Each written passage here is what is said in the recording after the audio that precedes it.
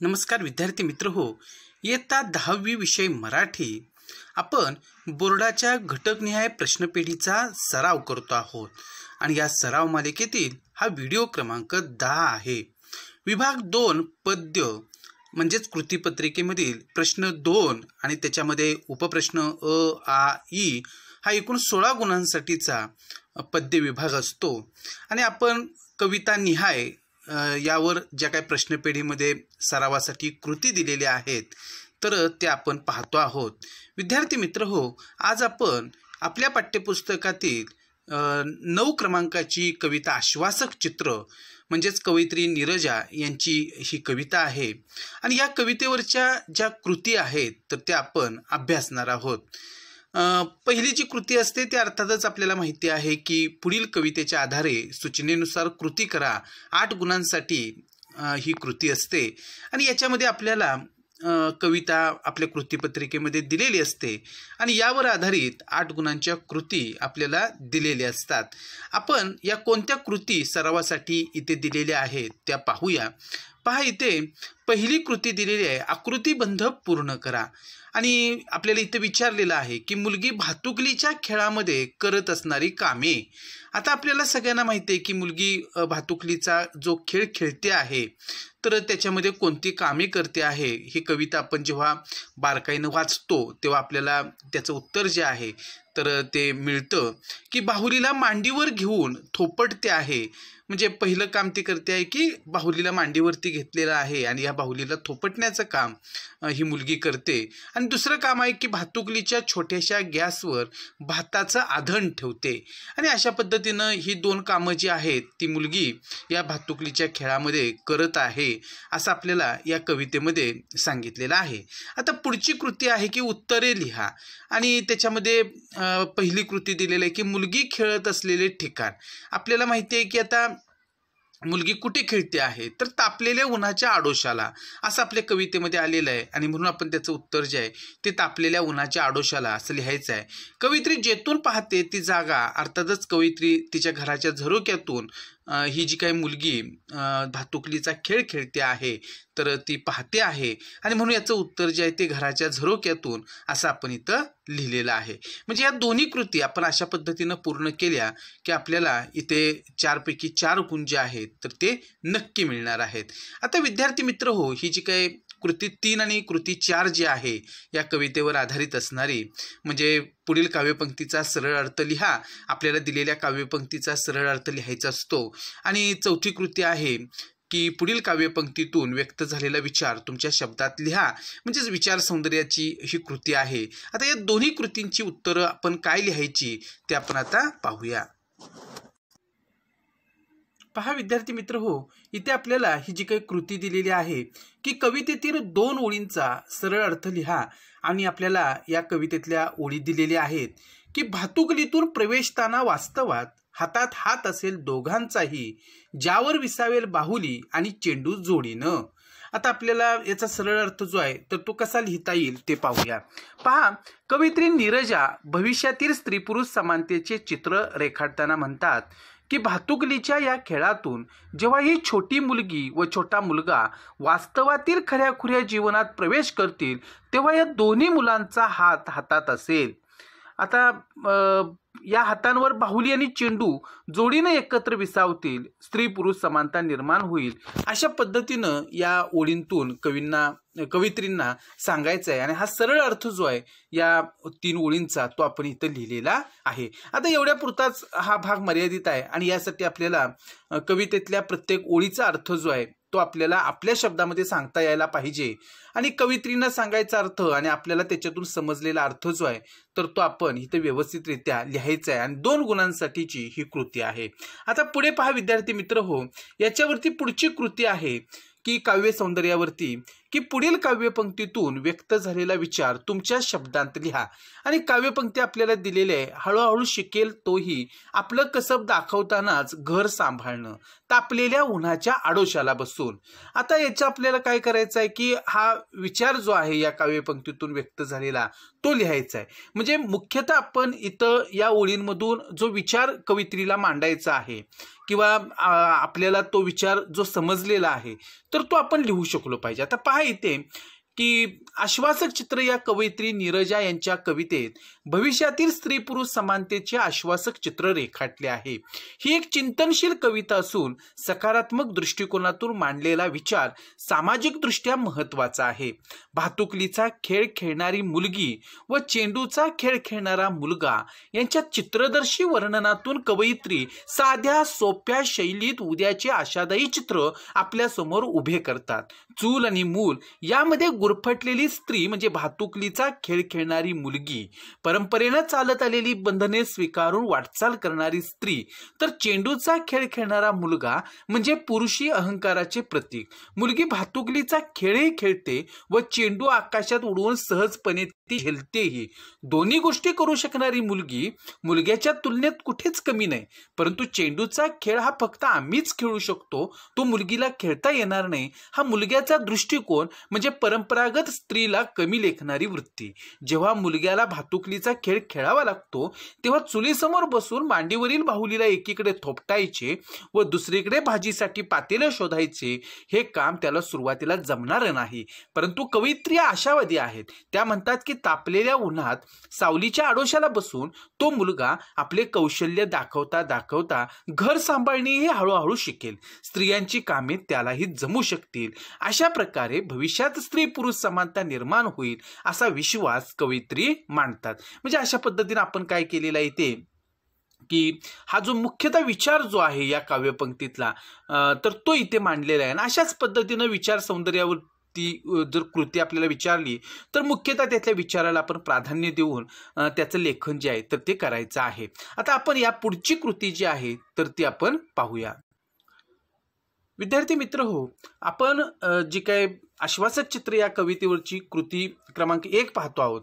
तर त्याच्यामधलं 2 आ जी कृती आहे कवितेवरची तर ती 4 गुणांसाठी असते की आपल्याला 2 कवितांची नावं दिलेली असतात आणि दिलेल्या मुद्द्यांच्या आधारे आपल्याला त्या कवितेविषयी लिहायचं असतं. आता पहा ही कृती कोणती आहे तर खालील मुद्द्यांच्या आधारे कोणत्याही एका कवितेसंबंधी खालील कृती सोडवा. गुण 4.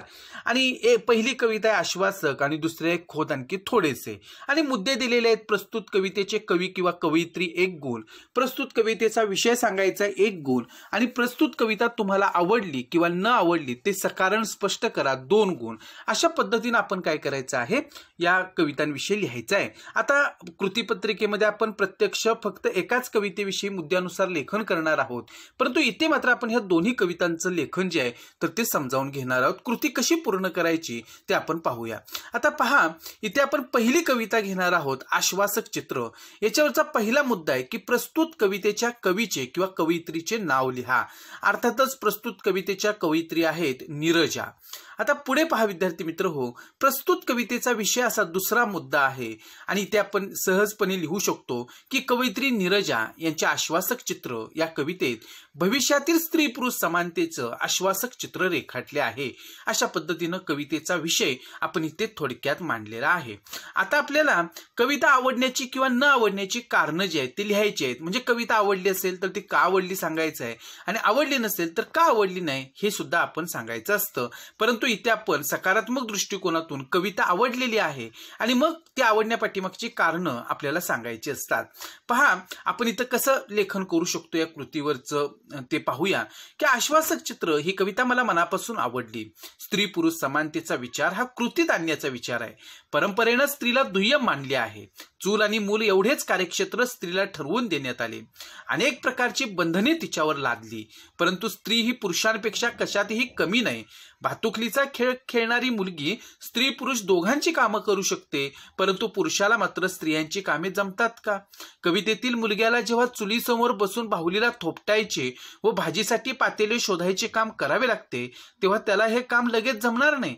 परंतु भविष्यात स्त्री व पुरुष दोघेही एकमेकांची कामं करू लागली, एकमेकांना बरोबरीचे मानू लागले, तर स्त्री पुरुष समानता नक्की निर्माण होईल, याविषयी कवयित्री आशावादी आहेत. म्हणजे आपल्याला ही कविता का आवडली तर ते आपण इथं सविस्तररित्या सांगितलेलं आहे. आता पुढची कविता आपण पाहू. पुढची कविता दिलेली आहे खोद आणखी थोडेसे, आणि याच्यासाठी पहिला मुद्दा आहे प्रस्तुत कवितेच्या कवीचे किंवा कवयित्रीचे नाव. अर्थातच प्रस्तुत कवितेच्या कवयित्री आहेत आसावरी काकडे. आता आपल्याला दुसरा मुद्दा घ्यायचा आहे प्रस्तुत कवितेचा विषय. आता खोद आणखी थोडेसे या कवितेचा जो विषय आहे की खोद आणखी थोडेसे या कवितेत कवयित्री आसावरी काकडे यांनी प्रयत्न व सकारात्मकता यांचे महत्त्व पटवून दिले आहे. थोडक्यात आपण कवितेचा विषय लिहिलेला आहे. आता आपण तिसरा मुद्दा पाहूया की कविता आवडण्याची किंवा न आवडण्याची कारणे लिहा. आणि इथे पहा, खोद आणखी थोडेसे ही कविता एक प्रेरणादायी कविता आहे. मरगळलेल्या अवस्थेत असलेल्या प्रत्येकाला ही कविता स्फूर्ती देते, त्यामुळेच ही कविता मला विशेष आवडते. यातील आशय आयुष्यभर उपयोगी पडणार आहे. अपयशाच्या प्रसंगी आणखी थोडेसे हे शब्द जिद्द, चिकाटी, आशावाद निर्माण करतात. एक नवीन उत्साह, चैतन्य निर्माण होते, मनाला नवी उमेद मिळते, पुढे पाऊल टाकण्यासाठी बळ मिळते. जीवनाची वाट चालत असताना चढ उतार असतातच, परंतु अपयशाच्या प्रसंगी नाउमेद होणाऱ्या मनाला आणखी पुढे जाण्यासाठी सकारात्मकतेचे पंख देण्यामध्ये ही कविता यशस्वी झाली आहे. अशा प्रकारे आपल्याला ही कविता का आवडली ते आपण सांगितलेलं आहे. आता या ह्याच्यामध्ये शेवटची जी ही कृती आहे ती म्हणजे रसग्रहणाची कृती. आणि आपल्याला ओळी दिलेल्या आहेत की अचानक बाजूला ठेवून बाहुलीला ती जवळ जाते त्यांच्या, मुलगा दाखवतो तिला आपलं कसं पुन्हा एकदा. आता या कवितेचं या ओळीचं जे रसग्रहण आहे ते आपण कसं करायचं ते आपण पाहूया. पहा विद्यार्थी मित्र हो, आपण दिलेल्या ह्या ज्या दोन ओळी आहेत या दोन ओळींचं आपल्याला आशय सौंदर्य, काव्य सौंदर्य आणि भाषिक वैशिष्ट्ये या मुद्द्यांच्या आधारे रसग्रहण करायचं आहे. आता आशय सौंदर्यामध्ये आपल्याला काय करायचं असतं की या कवितेचा जो नेमका आशय आहे तर तो मांडायचा असतो. पहा आशय सौंदर्यामध्ये आपण काय लिहायचं ते पाहूया की आश्वासक चित्र या कवयित्री नीरजा यांच्या चिंतनशील कवितेत भविष्यातील स्त्री पुरुष समानतेचे आश्वासक चित्र रेखाटले आहे. हे चित्र प्रत्यक्षात साकार होईल याबद्दल कवयित्री आशावादी आहेत. या कवितेत मांडलेला विचार सार्वकालिक आहे. स्त्री पुरुष समानतेचे मूल्य रुजवणारी ही एक चिंतनशील कविता आहे. हे मूल्य समाजात रुजणे आवश्यक आहे, तरच भविष्यात स्त्री पुरुष समानता अस्तित्वात येईल. कवयित्रीने मांडलेला हा विचार सामाजिक दृष्ट्या महत्वाचा आहे. आता काव्य सौंदर्य आपण याच्यामध्ये या ओळींशी संबंधित लिहू शकतो की चूल आणि मूल यामध्ये गुरफटलेल्या स्त्रीचं प्रतीक म्हणजे भातुकलीचा खेळ खेळणारी मुलगी. परंपरेनं चालत आलेल्या बंधनात स्त्रीला आजही राहावे लागते. हा विचार कवयित्रीने सुरुवातीला मांडलाय. एक मुलगी उन्हाच्या आडोशाला बसून भातुकलीचा खेळ खेळत आहे. बाजूलाच एक मुलगा चेंडू आकाशात उंच उडवून सहजपणे त्या चेंडूचा झेल घेण्याचा खेळ खेळतोय. मुलगी हा खेळ कौतुकाने पाहते. ती आपल्या जवळची बाहुली बाजूला ठेवते व त्या मुलाजवळ जाते. मुलगाही चेंडू उडवण्याचा आपले कसब तिला दाखवतो. चेंडूचा खेळ हा फक्त आम्हीच खेळू शकतो, तो मुलगीला खेळता येणार नाही. हा मुलग्याचा दृष्टिकोन म्हणजे परंपरागत स्त्रीला कमी लेखणारी वृत्ती दिसून येते. कवयित्रीने नेमकेपणाने स्त्री पुरुष असमानतेचे कारण सांगितले आहे. पुरुषांनी आपला दृष्टिकोन बदलून स्त्रीला आपल्या बरोबरीचे मानायला हवे. अशा पद्धतीनं आपण याचं काव्य सौंदर्य लिहू शकतो. आणि भाषिक वैशिष्ट्यांमध्ये आपल्याला एकंदरीतच या ओळींशी संबंधित आणि कवितेमध्ये जे भाषिक वैशिष्ट्ये आपल्याला दिसतात ते आपण लिहायचे असतात.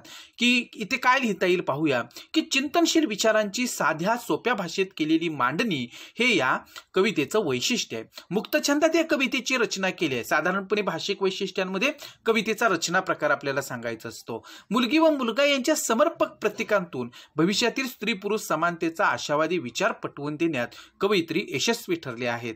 हा विचार सार्वकालिक आहे. लहान मुलांच्या खेळाचे केलेले चित्रदर्शी वर्णन वैशिष्ट्यपूर्ण आहे. हातात हात असेल दोघांचाही यातून सकारात्मक दृष्टिकोन व्यक्त झालाय. एकंदरीतच स्त्री पुरुष समानतेचे मूल्य प्रभावीरित्या या कवितेतून प्रतिबिंबित झाले आहे. अशा पद्धतीनं आपण हे रसग्रहण जे आहे तर ते बघितलेलं आहे, पाहिलेलं आहे. अशा पद्धतीनं आपण रसग्रहण करायचं असतं.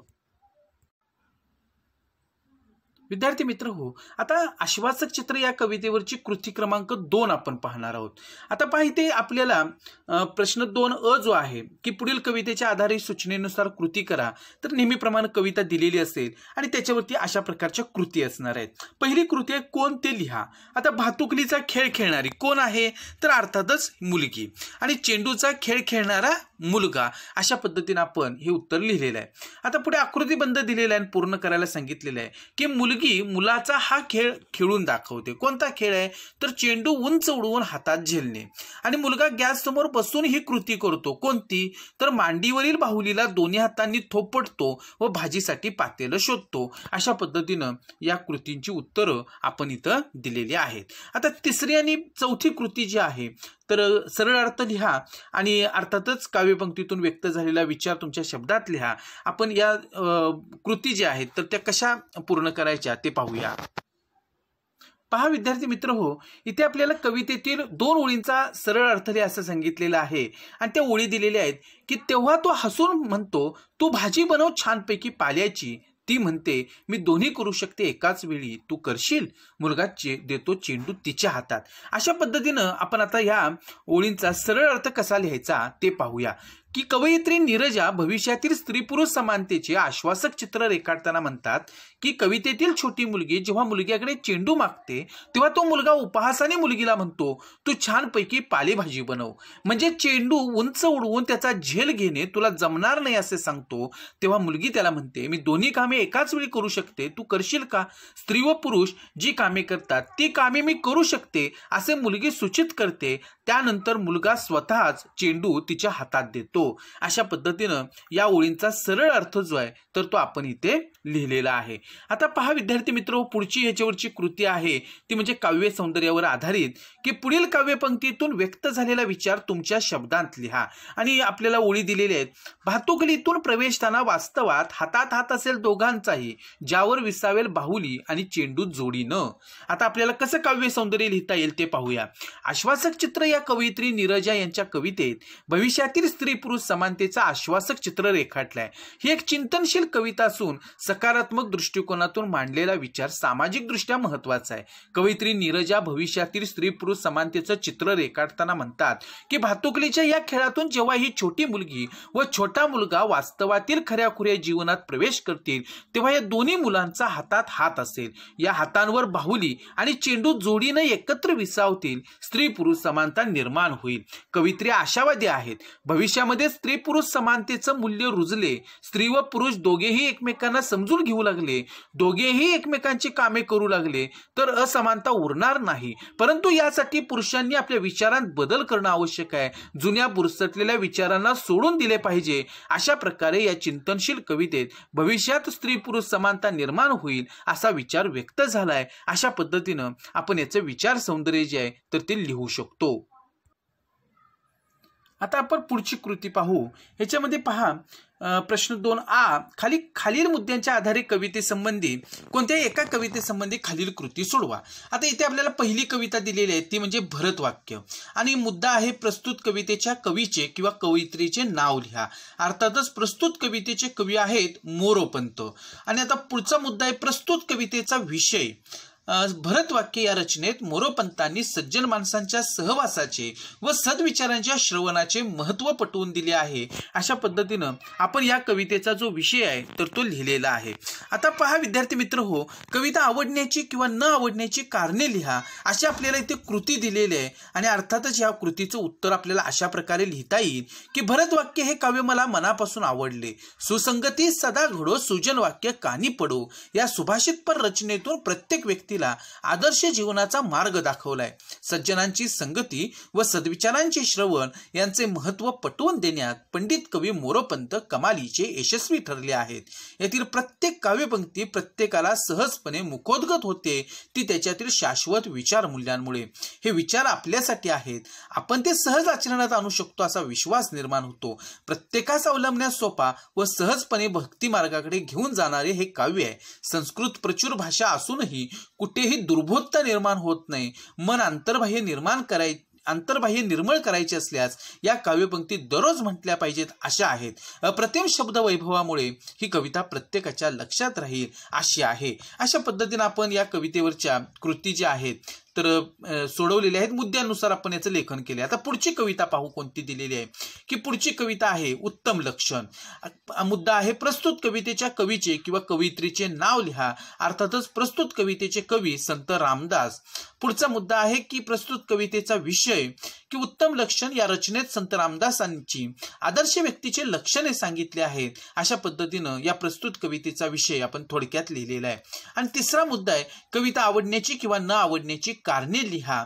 आपण ती लिहू शकतो की ही कविता जीवनाचा आदर्श मार्ग सांगण्याचे काम करते. सुखी आणि आनंदी समाज जीवन निर्माण करण्यासाठीचा उपदेश ही कविता करत असल्याने मला ही कविता मनापासून आवडली. प्रपंच व परमार्थ या दोन्ही गोष्टींचं ज्ञान सामान्य जनांना साध्या सोप्या व सुबोध व प्रासादिक रचनेतून समर्थांनी पटवून दिले आहे. परंतु रामदास समाजाच्या नैतिक व आध्यात्मिक उन्नतीविषयी किती जागरूक होते हे या कवितेतून लक्षात येते. म्हणजे संत रामदास जे आहेत ते समाजाच्या नैतिक आणि आध्यात्मिक उन्नतीविषयी खूप जागरूक होते हे आपल्याला इथं आवर्जून सांगता आलं पाहिजे, जेणेकरून आपल्याला ही कविता का आवडलेली आहे हे आपण स्पष्टपणानं इथं लिहू शकलेलो आहोत. अशा प्रकारे या कृतींचं लेखन जे आहे तर ते आपण करायचं आहे. विद्यार्थी मित्र हो, आज आपण इथे हा व्हिडिओ जो आहे तो पूर्ण करतो आहोत. निश्चितपणानं तुम्हाला हे जे काही आपण सराव करतो आहोत ह्या प्रश्नपेढीचा तो तुम्हाला नक्की उपयोगी पडेल याची मला खात्री आहे. आणि सर्व विद्यार्थ्यांच्यापर्यंत जेणेकरून हे व्हिडिओ पोहोचवा की त्याही विद्यार्थ्यांना याचा उपयोग होऊ शकेल. आज आपण इथेच थांबू. धन्यवाद.